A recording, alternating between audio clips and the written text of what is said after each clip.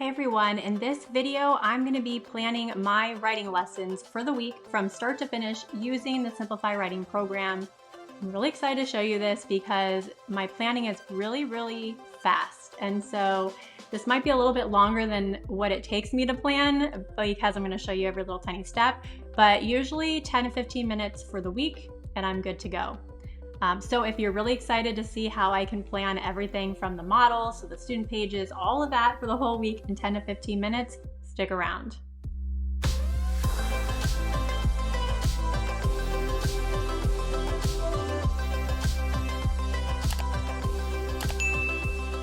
Having access to Simplify Writing is really helpful because I don't have to really think about what skills am I teaching, what writing type am I teaching, what lessons am I going to bring in, when am I going to have to prepare. Everything is there and gives me all the directions of what to do for the week.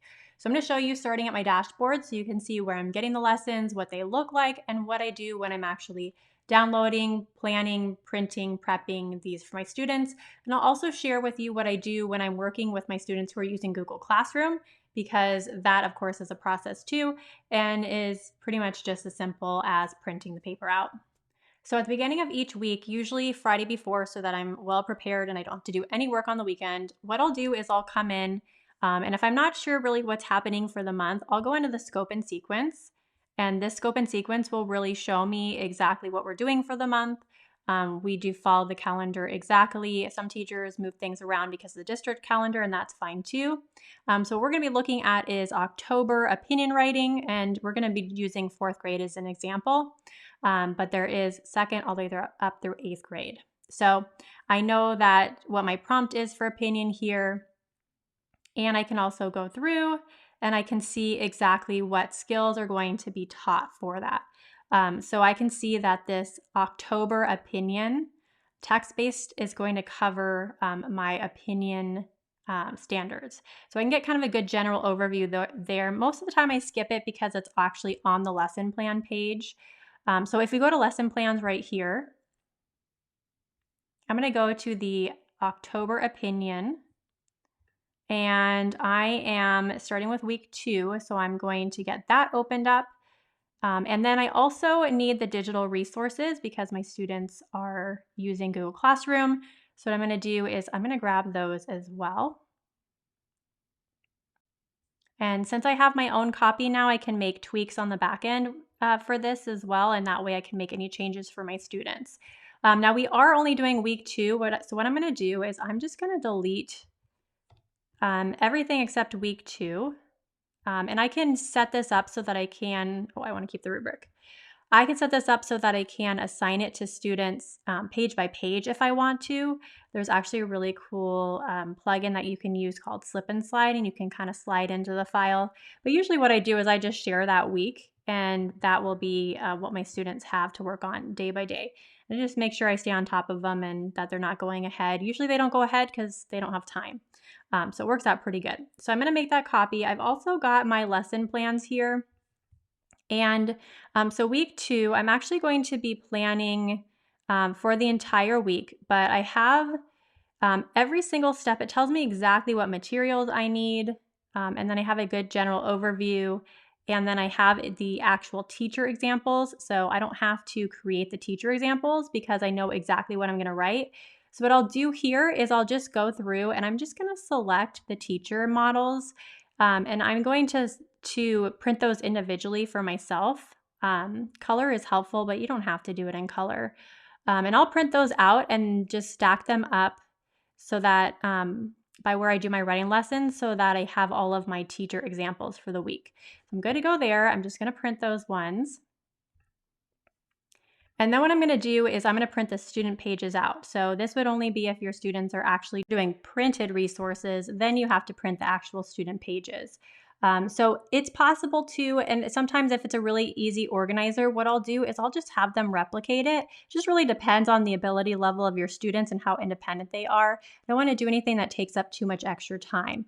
All the organizers we use for opinion are very simple tables. So it does help to print it because there are some structural things there, but it's just as easy to draw. So I'm going to print these out. I'm just going to print one copy and then I will of each student page, and then I'll take it over to the printer to get copies made. So usually what I'll do is I'll just bring up the lesson plans each day on my computer and scan those and make sure I'm good to go.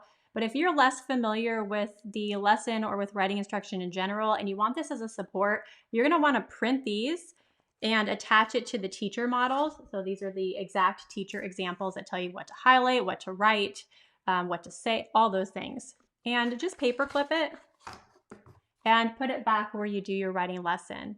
Now, this could be something that you do over and under an overhead. You could be displaying it on your computer because we have everything fully digital, or you could be like me and just really love anchor charts. Especially if my students are really struggling as writers and they don't enjoy writing, I like to do the anchor charts because they have a lot more fun with them. So that's it as far as the teacher examples go. I'm all planned. I don't have to create any of those. They're all aligned to the standards. I just print them and get them ready back here.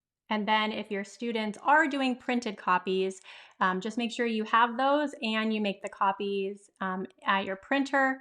I usually only have one organizer a day, so it's not super print heavy, and you can print on both sides as well. Or if you're running low on copies, you can just have the students copy it down in their notebook. Now, if my students have devices, I'm going to pretty easily share these instead of making the paper copies. And you can do this in Google Classroom, Canvas, Microsoft, whatever your students have. It's fairly easy. You can either use it as a Google file how it is, or you can download it as a PowerPoint and upload it pretty much anywhere. So since my students use Google Classroom, we'll just come in here and we'll create a new assignment. I put it in for a week. Pretty simple. I just pull it straight from my drive. It's nothing fancy. Usually takes me a couple minutes. I put in very few directions because I give them directions, and it's not really fancy. Everything I give my students, I'm giving them a lot of models and examples up front, and so they know when they're heading into that file what they're going to see because it looks exactly the same. So there's no need to do anything fancy like add a fancy description or anything like that because it is a very scaffolded activity.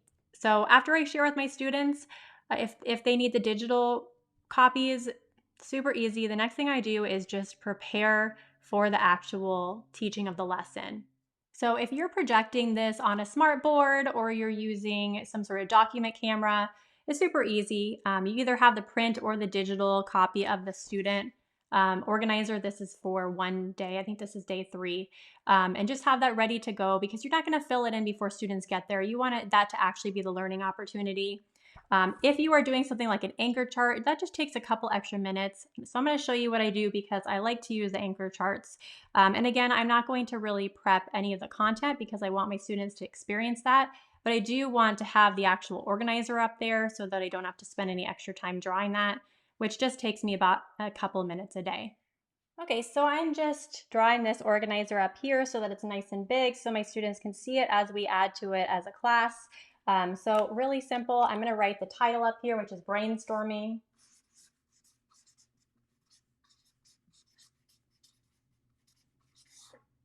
I'm going to create the table.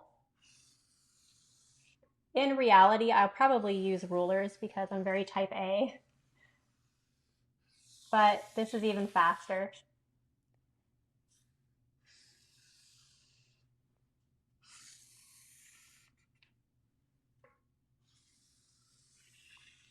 Okay, so just the general part of it. I don't want to actually put any content in here yet. Already drives me crazy that this is not even. So obviously I would spend a little extra time doing that. And I'm going to put the side info. So this is where they're putting their own ideas before we see our reference text. And then from the text. Okay, so that's pretty much it.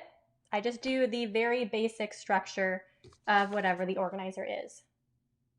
So it's really helpful too just to kind of clip it up there so that when you get back to your lesson, you haven't lost your example here.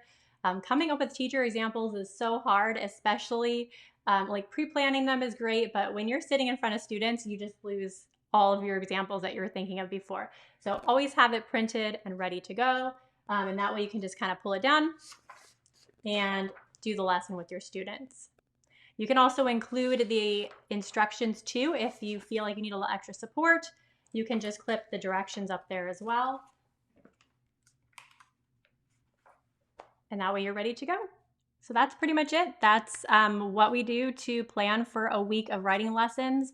If it's something where I have an intervention going on, what I'll do is go to the intervention library, grab a couple resources there. Maybe I'll head over to the grammar library and grab a couple of resources from that library, and I'll get those printed or shared and on Google and just prepped for the week. But if it's something where we are just really focusing on one part of the writing process and we have really limited time, we're not doing any interventions, it's really super simple to prep that core lesson. When I was teaching and doing all of my writing lessons myself, I was going through some old curriculum binders. I was coming up with a lot of things myself. It took me so much time to plan writing. So that's why I'm really excited that this resource is here so that teachers can just log in the Friday before and get everything ready to go for writing in 10 minutes. You can't really do that with many other subjects, even if you have a full curriculum. So this has been really awesome to have access to. So if you're interested in Simplify Writing, check the link in the description. I'll send you to some sample lessons too, so that you can see those. But seriously, it saves so much time and the quality of lessons is fantastic. So these lessons are very much aligned to the standards and very simple for students, and they're really cut into those bite-sized pieces that our students really need so that they're not overwhelmed and so that they really enjoy writing. Before you leave, in the comments, let me know how long you spend each week planning your writing lessons and what part takes the longest. Then give me a little thumbs up if you loved it on the video, because that helps other teachers find more information about teaching from me. And also subscribe to my channel because I'm giving out free resources and showing you how to save time and engage your students every single week. So hopefully I'll see you in the next video. And if you have any questions at all, let me know in the comments.